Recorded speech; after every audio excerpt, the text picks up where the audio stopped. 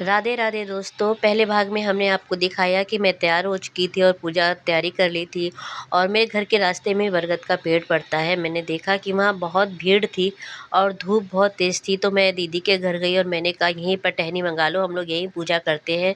दीदी ने फटाफट माली से कहकर टहनी मंगाई और हमने घर में ही पूजा की। तो सबसे पहले हमने टहनी लगाया, गमले को सजाया, फिर बरगद को जल दिया और जल देने के बाद अपनी पूजा आरंभ की। तो घर में पूजा कर कर अच्छा तो नहीं लग रहा था, क्योंकि बरगद के नीचे जाकर ही पूजा करनी चाहिए, लेकिन समय की और सेहत की मांग यही है कि जहां आप बीमार ना पड़े, जहां आप आपको आराम से पूजा करने को मिले, आप वहीं बैठकर पूजा करें। तो हमने यहाँ पर दीदी के बालकनी में ही बैठकर पूजा करी, वहीं पर वट वृक्ष को लगाया और बहुत प्रेम से उनसे पूजा की।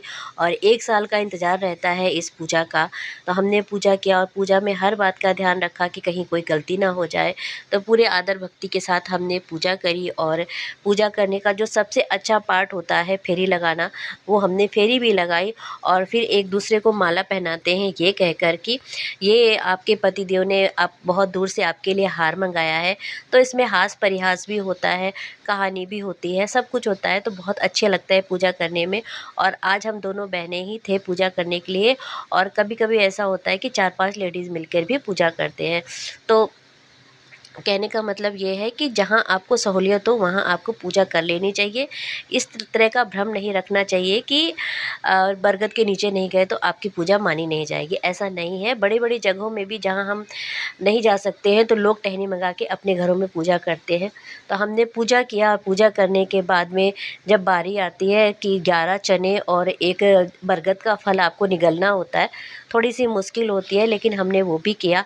बरगद का वो फल और 11 चने लिया, उसको निकला और उसके बाद तब पानी पिया इस तब और फिर हमने लिया सुहाग और पूजा को पूरा किया। कोच भी दिया जाता है। पूरी पूजा तो आप लोगों को पता ही है, आप लोग करते होंगे। और बिहार वाले तो पंखा भी झलते हैं, सर में बरगद का या पीपल का पेड़ वो फूल वो पत्ता भी लगाते हैं, लेकिन हमारे यहाँ ऐसा नहीं है। हम लोग ऐसे ही करते हैं, एक दूसरे को कोच देते हैं, एक दूसरे को माला पहनाते हैं और फिर जो साथ में पूजा करते हैं उसका आनंद ही कुछ अलग आता है।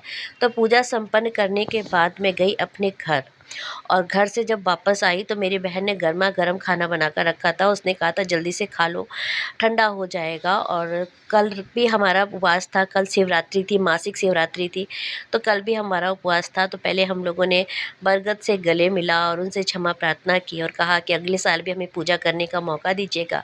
तो मेरा वीडियो अगर आप लोगों को अच्छा लग रहा है तो आप इसे लाइक ज़रूर करिएगा और मेरे चैनल को सब्सक्राइब करिएगा। और फिर हमने लिया गरमा-गरम भोजन का आनंद।